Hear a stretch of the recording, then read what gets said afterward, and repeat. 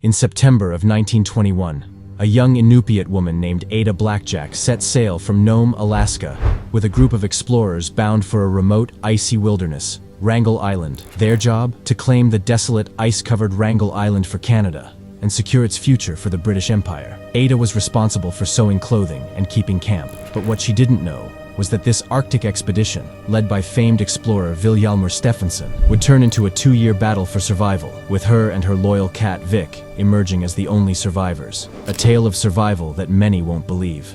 This is the Ada Blackjack expedition.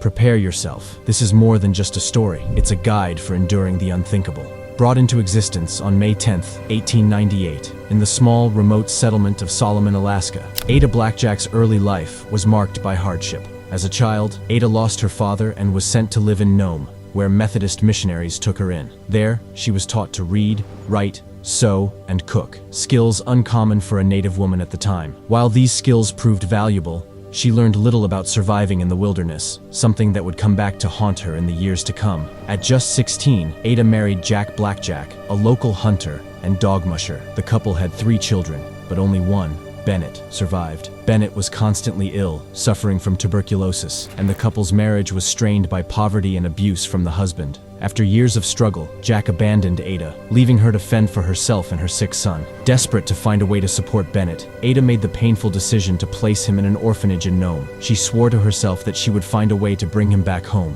And in her search for work, she came across a dangerous yet promising opportunity. Visuals of a map showing the Arctic region and the expedition route to Wrangel Island. In the summer of 1921, Vilhjalmur Stefansson, a charismatic and experienced Arctic explorer, was organizing an expedition to Wrangel Island, a small, ice-covered island north of Siberia. Stefansson's goal was bold: to claim the island for the British Empire, and to prove that the Arctic was not a barren wasteland, but rather a friendly Arctic, abundant in natural wealth and capable of supporting human life. Stefansson recruited 4 men: Alan Crawford, Lorne Knight, Fred Maurer, and Milton Galla. All young, none of them had much experience in polar exploration. For practical reasons, they needed a seamstress to join the team. Ada, hearing of the expedition and the promise of $50 a month, a fortune compared to what she could make doing odd jobs, signed up.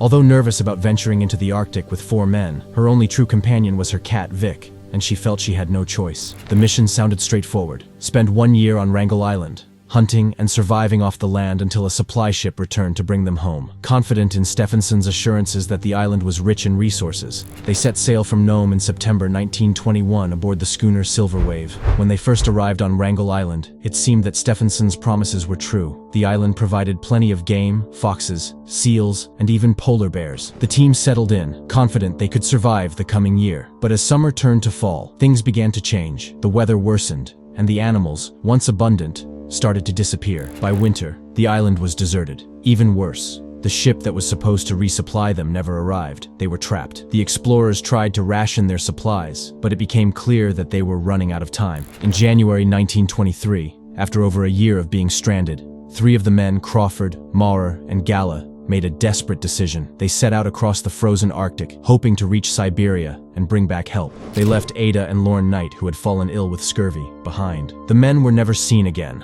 For 6 months, Ada was left alone on the island, tasked with caring for Knight, who was growing weaker by the day. She became his nurse, his cook, and most importantly, his sole companion. Ada had no formal survival training. She was terrified of polar bears and had never hunted a day in her life. But in the frozen wasteland of Wrangel Island, survival was her only option. As Knight's condition worsened, Ada took on more responsibility. She learned how to set traps for white foxes, shot birds for food, and built makeshift shelters. She even crafted a skin boat from driftwood and animal hides. Yet, despite her efforts, Knight grew weaker and more bitter, lashing out at her for not doing enough. In her journal, Ada wrote of her frustration. He never stops to think how much it is hard for a woman to take 4 men's places, to chop wood, hunt, and care for him. On June 23, 1923, after months of suffering, Lorne Knight passed away. Ada was now completely alone. With only her cat named Vic for company, Ada pushed on. She buried Knight's body under a pile of rocks to protect him from scavengers and continued her daily battle for survival. Each day, she ventured out to hunt, checking her traps and keeping an eye out for polar bears, which roamed the island. She fortified her tent and kept her rifle close, always ready to defend herself if one approached. For nearly 2 months, Ada Blackjack lived alone on Wrangel Island, with only her faithful companion, Vic, the cat. Then, on August 20th, 1923, her long-awaited rescue arrived. A schooner sent by Stephenson appeared on the horizon.